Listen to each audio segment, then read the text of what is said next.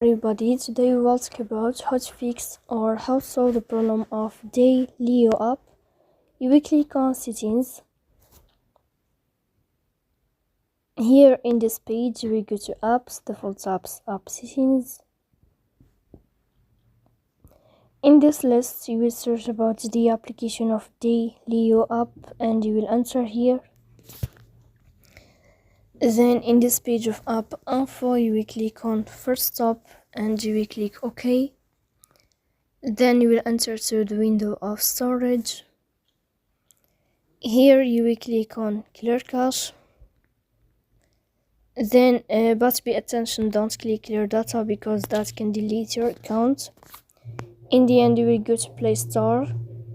You will search about the application of Daylio like this. Then you can update your app, so please don't forget to support us by like and subscribe.